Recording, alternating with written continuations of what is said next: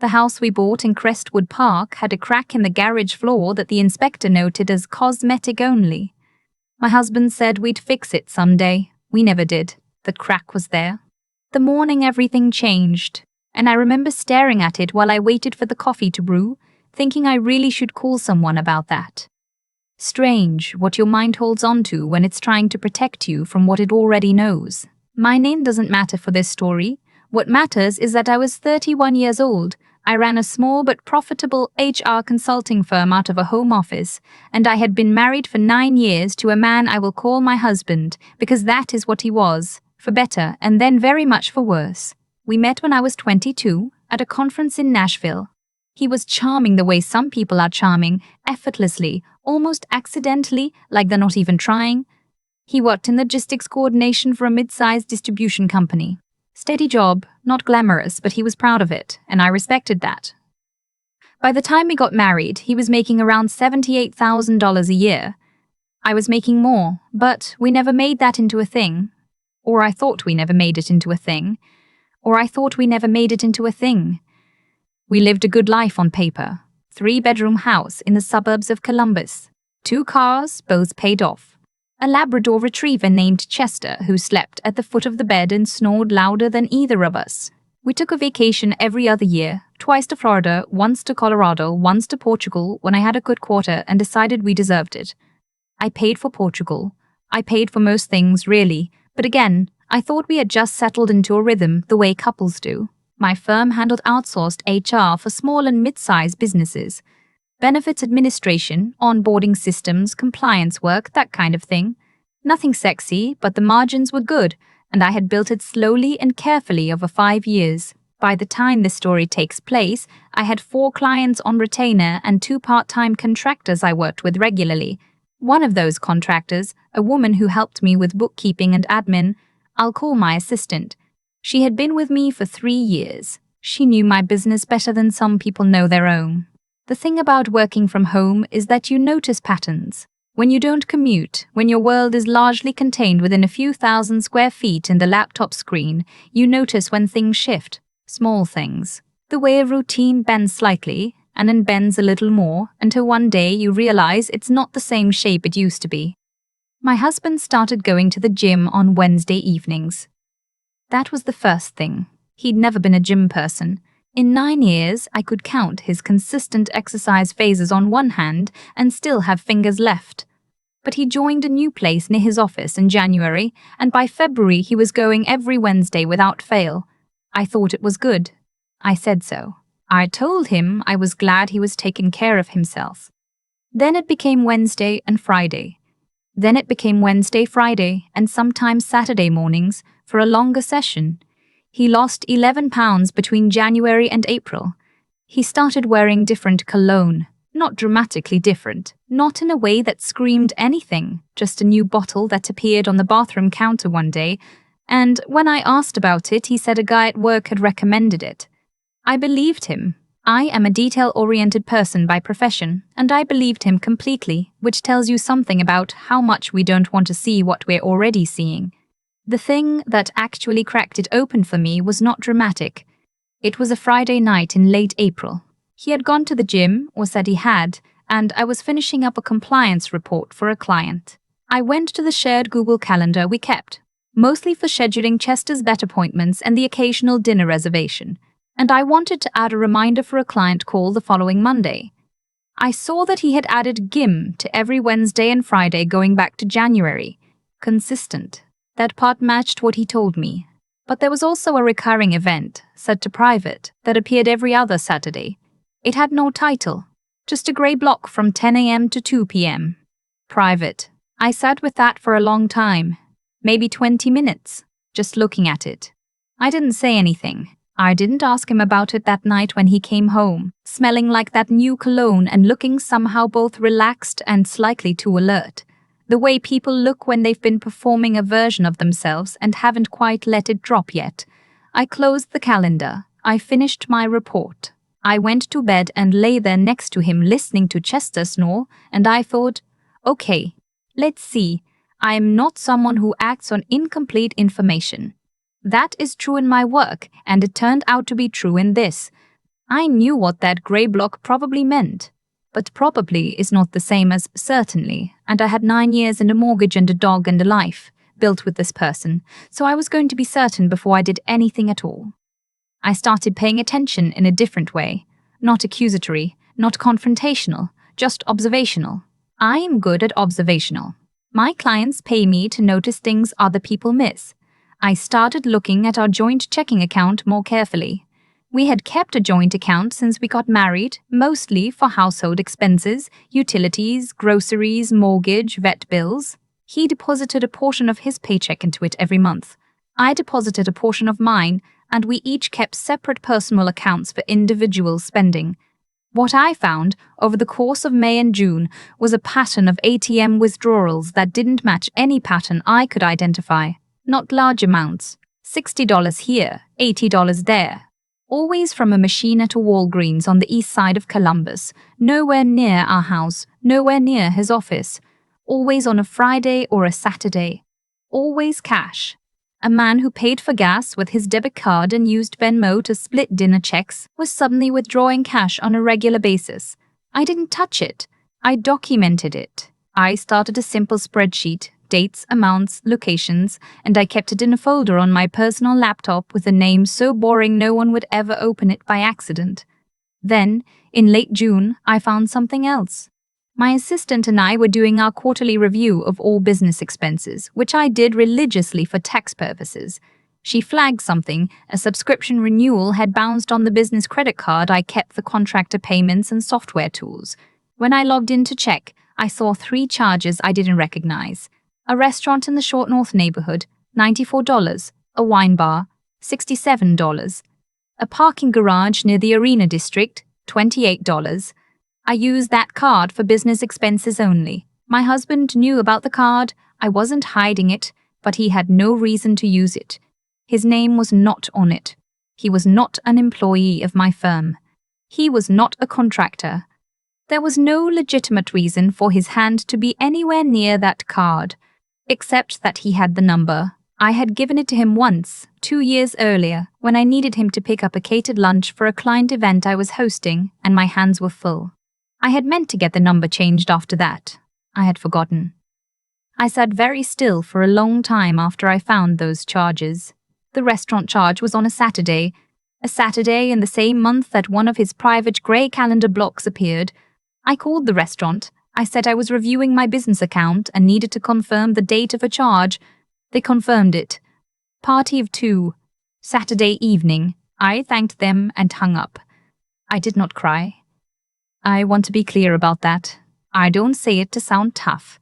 I say it because I think I had already processed the grief at some level without knowing it. Somewhere between February and June, in the hours I'd spent looking at calendar blocks and ATM withdrawals and new cologne, some part of me had quietly done the work of understanding. By the time I had confirmation, there was no grief left to process in that moment. There was only clarity. I called my assistant the next morning. I told her I needed to make some changes to the business account and also that I needed her to help me get organized on a personal matter.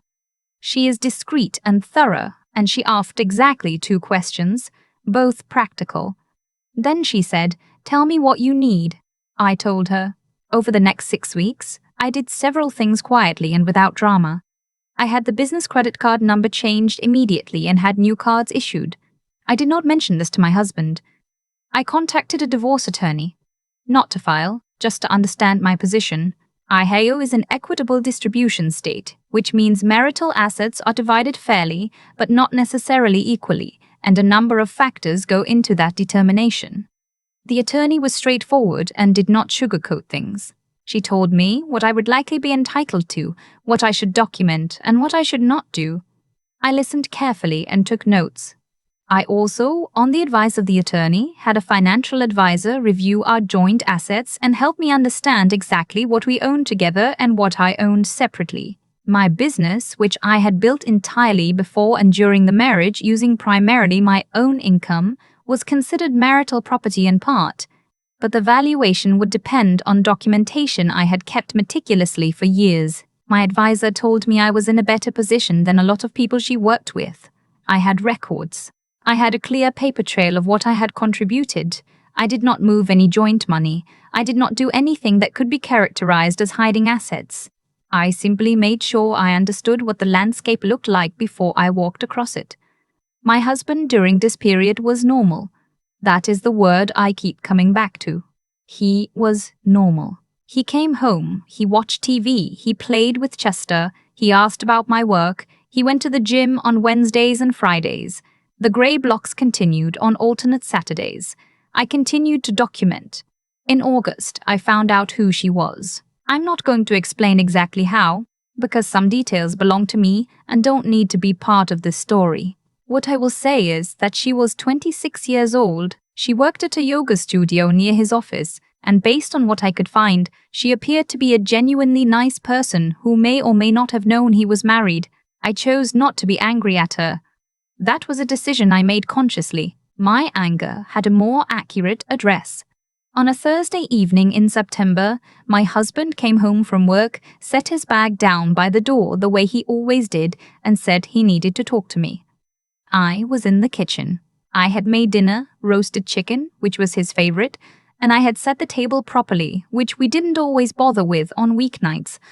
I don't fully know why I did that. Maybe I wanted the conversation to happen with some dignity around it. He sat down. He did not eat. He looked at the table for a moment, and then he looked at me, and he said that he had met someone, that it had been going on for about 8 months, that he was sorry, and that he thought it would be better for both of us if we separated. He said she was different, that she was easy to be with, that he wasn't trying to hurt me, he had never meant for this to happen, but he felt like he had found something real. I listened to all of it. I didn't interrupt him. When he finished, I was quiet for a moment, and then I said, "Okay." He looked like he had expected something else. Crying, maybe, yelling. Some form of collapse. I said, "I appreciate you telling me. I'm going to call my attorney tomorrow and we can start talking about next steps." He blinked. He said, "Your attorney?" I said, "Yes, I've been prepared for this conversation for a while." There was a long pause. Chester walked in from the other room, looked at both of us, and lay down next to the table as if he had decided the situation required his supervision. My husband said, "How long have you known?" I said, "Long enough to have done this right." I want to stop here for a second and say something because I think it's important. I don't tell this story to seem cold or calculated.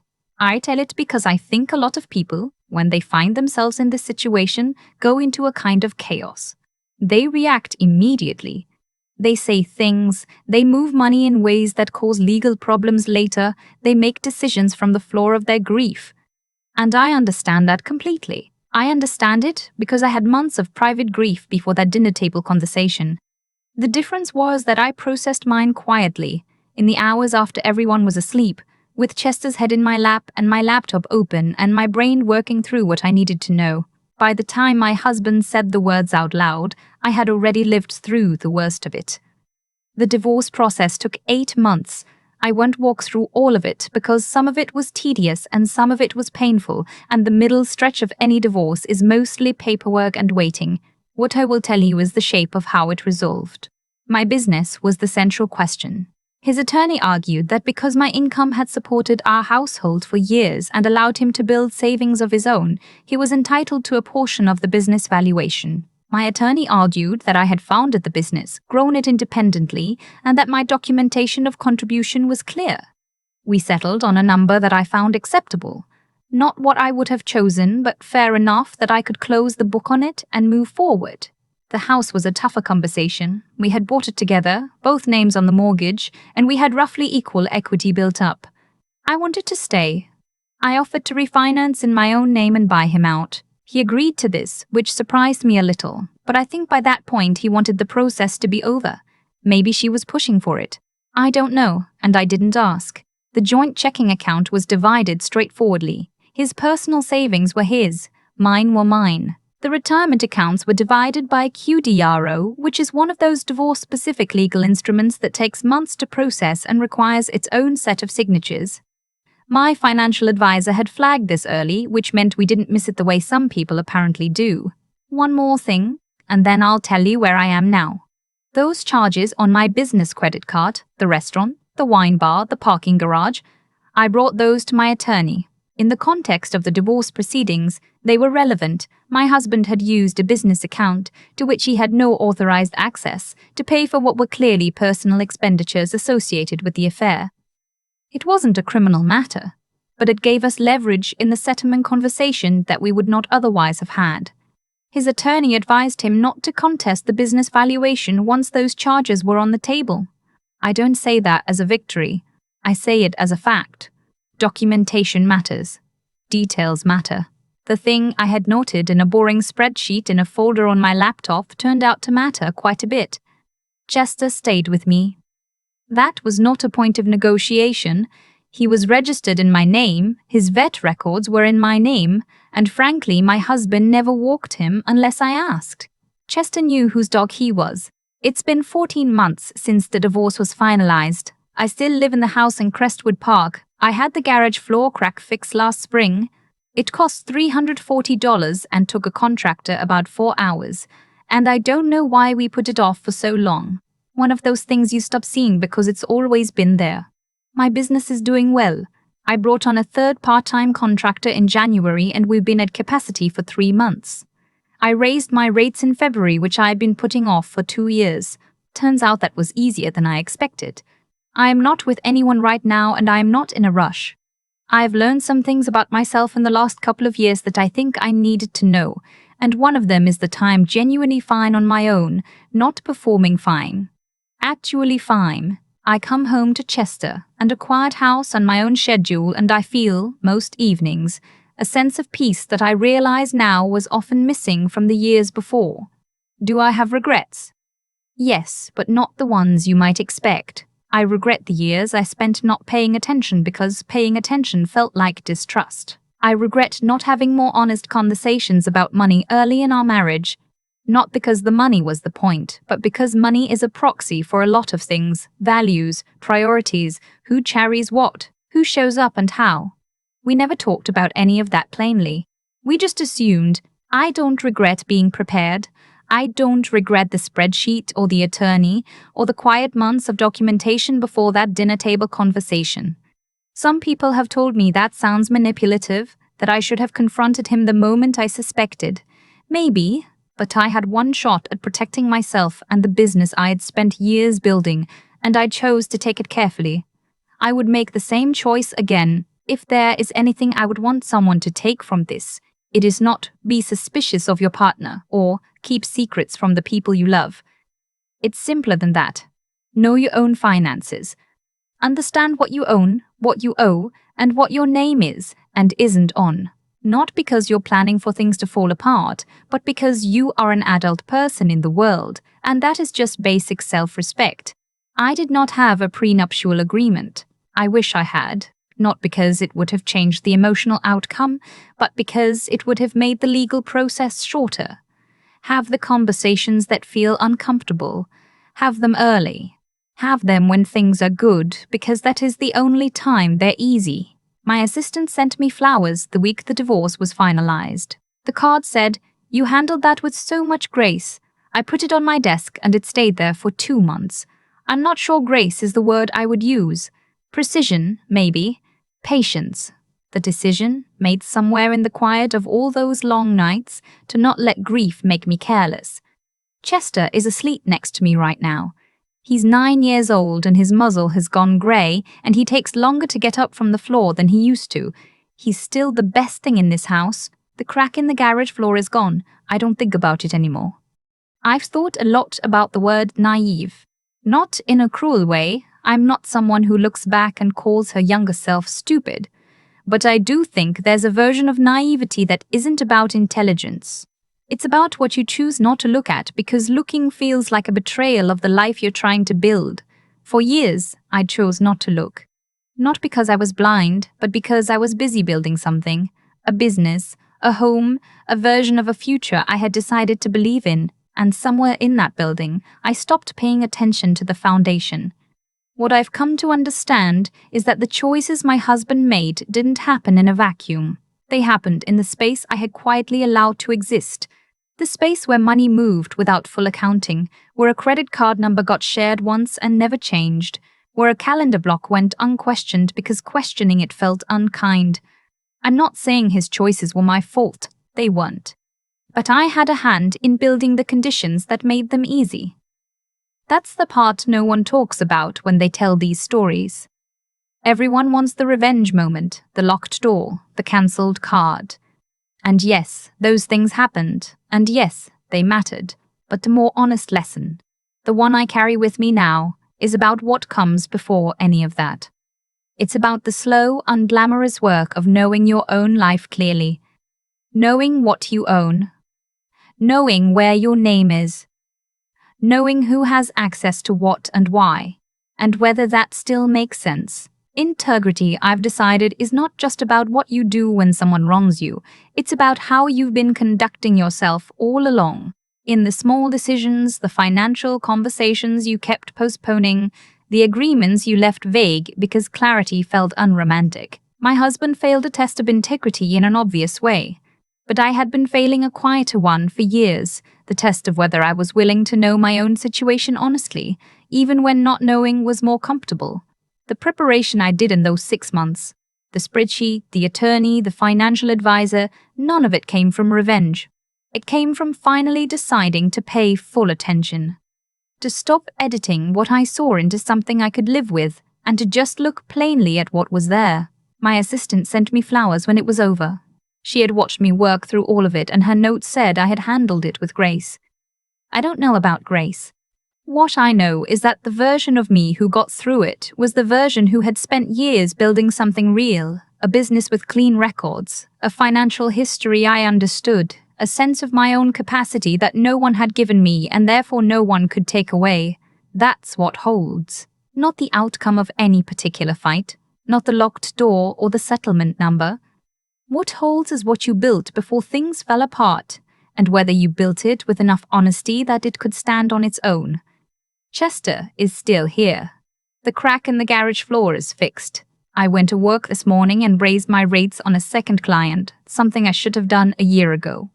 Some lessons arrive quietly. The ones that last usually do.